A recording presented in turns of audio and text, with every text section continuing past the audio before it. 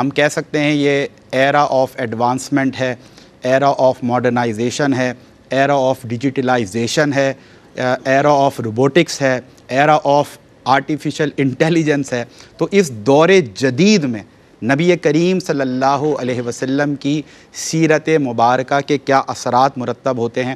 سوال سے ہی آپ سمجھ گئے ہوں گے کہ how important it is to listen to the answer. So without any further delay let's go to the Islamic scholar علامہ حافظ احمد صاحب. سر کیا فرمائیے گا؟ جی بسم اللہ الرحمن الرحیم. بہت اہم سوال ہے، اور اب دور حاضر میں جو چیلنجز ہیں جن کا آپ نے بھی ذکر کیا، ڈیجیٹلائزیشن ہے، اے آئی ریولیوشن ہے، ٹیکنیکل ریولیوشن ہے، تو یہ سارے ظاہر چیلنجز ہیں. اور دوسری طرف ہم دیکھتے ہیں کہ آئیڈیالوجیکل چیلنجز ہیں. سر میں معافی چاہتا ہوں لیکن بحیثیت مسلمان اور نبی کریم صلی اللہ علیہ وسلم کا امتی ہونے کے ناطے مطلب کتنی خوشی بھی ہوتی ہے نا کہ آج کے اس دور جدید میں بھی ہم یہ بات کر رہے ہیں کہ میرے آقا کی سیرت کس انداز سے اپنے اثر رکھتی ہے اور کس طرح سے اس کے اثرات مرتب ہوتے ہیں. تو بڑا دل خوش ہوتا ہے. سر یہ کیفیت آئی تھی تو میرا اللہ آپ سے اور ناظرین سے شیئر کر لوں. اور یہ کیوں نہ ہو کہ قرآن جب اعلان کر چکا ہے کہ آپ اسوہ حسنہ، اور اس میں کوئی جو ہے وہ قید نہیں ہے نا، قیامت تک کے لیے، ہر زمانے کے لیے. جی بالکل.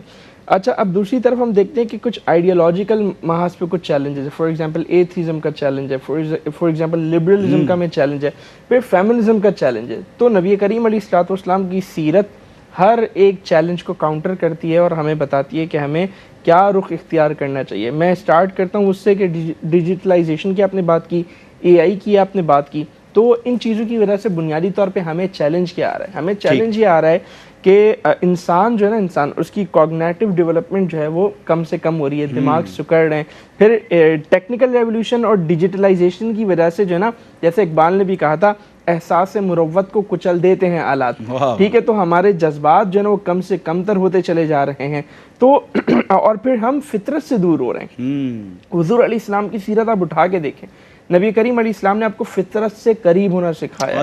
ایسے ہی آپ کی ڈیلی روٹین پہ اگر آپ غور کریں گے نا، آپ کا اٹھنا، آپ کا کھانا کھانا، آپ کا رات کو آرام کرنا، یہ ساری کی ساری چیزیں جو آج کے دور میں کس قدر ضروری ہیں ہمیں سمجھ آ جائے گا. جو راتوں کو ہم جاگتے رہتے ہیں اس وجہ سے، یہ اسکرین کی وجہ سے، تو نبی کریم علیہ السلام کی سیرت ہماری کیسی رہنمائی کر رہی ہے کہ ہمیں بتا رہی ہے ہمیں کب سونا ہے، کب اٹھنا ہے، کون سا ٹائم ہمارے لیے بہتر ہے. اور قرآن نے بھی ہماری اس طرف رہنمائی کی ہے. پھر آپ دیکھیں کہ اس وقت جو ہے دنیا بھر میں یہ جو چیلنجز ہیں، اس کی وجہ سے یونائٹڈ نیشن نے جو اسکلز ضروری قرار دی ہیں، جو لائف اسکلز ضروری قرار دی ہیں، ان میں کون کون سی اسکلز ہیں؟ Social skills, thinking skills, emotional skills. نبی کریم علیہ الصلوۃ والسلام سے بڑھ کر ایموشنز کو کون پہچانتا تھا؟ یہ تو سیرت کے فیچرز ہو گئے سارے. ایگزیکٹلی، بالکل. اب سوشل اسکلز میں آپ دیکھیں کیا ہے؟ کمیونیکیشن ہے. حضور علیہ السلام سے بہتر کس کی کمیونیکیشن تھی؟ حضور علیہ السلام نے ہمیں سلام کرنا سکھایا. یہ کمیونیکیشن کا پہلا بنیادی اصول ہے. جو بات کرنا نہیں جانتا ہو نا، جس کو سوشلائزنگ میں پرابلم ہو، جو بات نہیں کر سکتا ہو، وہ اس پر عمل کرے کہ سلام سے گفتگو کا آغاز کرے، انشاءاللہ بات سے بات نکلے گی اور وہ بات کرنا سیکھ جائے گا، کمیونیکیشن سیکھ جائے گا. آپ ایمپیتھی کی بات کریں، ہمدردی کی، نبی کریم علیہ السلام سے بڑا ہمدرد کون ہوگا کہ آپ نماز میں کھڑے ہیں اور آپ یہ فرما رہے ہیں کہ میں نماز میں تلاوت اس لیے کم کر رہا ہوں کہ بوڑھے اور جو خواتین ہیں ان کا میں خیال کر رہا ہوں. بالکل ایسا ہی ہے، سبحان اللہ.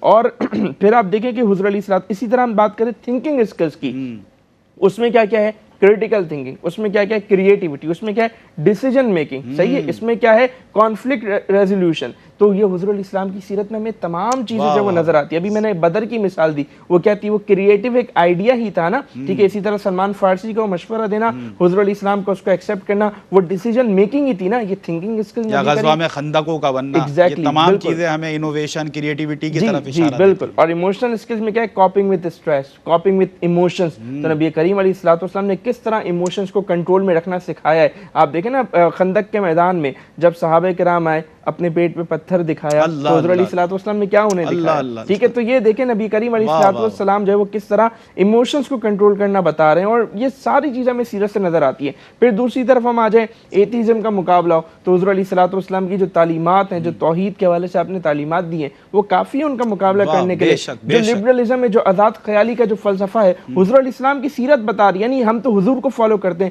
حضور کے امتی ہیں، تو ہم یہ دیکھ سکتے ہیں حضور علیہ الصلوۃ والسلام نے اپنی ول کو کس طرح سرنڈر کیا ہوا تھا اللہ تبارک و تعالیٰ کے حضور. تو جب ہمارے نبی کا یہ عالم تھا, ان کی سیرت ہمیں بتا رہی ہے, تو ہم کون ہوتے ہیں کہ مائی باڈی مائی چوائس کہنے والے. اور پھر فیمنزم کی ہم بات کر لیں تو نبی کریم علیہ الصلوۃ والسلام نے جس طرح خواتین کے حقوق بیان کیے درجہ بدرجہ, یعنی ماں کے حقوق, بیٹی کے حقوق, بیوی کے حقوق, بہن کے حقوق, یہ تمام کے تمام حقوق جس طرح نبی کریم علیہ السلام نے بیان کیے اسٹرکچرڈ وے میں, یہ ہمیں کافی ہے کہ ہم اس کے ذریعے فیمنزم کو کاؤنٹر کر سکیں. تو دنیا جہاں کی کوئی بھی پرابلم ہو, ہمارا یہ عقیدہ ہے, یہ صرف زبانی کلامی باتیں نہیں ہیں, یہ زمینی حقیقت ہے, یہ فیکٹس ہیں, یہ ایویڈنس ہے کہ بتاتے ہیں کہ ہاں نبی کریم علیہ السلام کی سیرت قیامت تک کے لیے بہترین نمونہ ہے. بے شک آؤٹ اسٹینڈنگ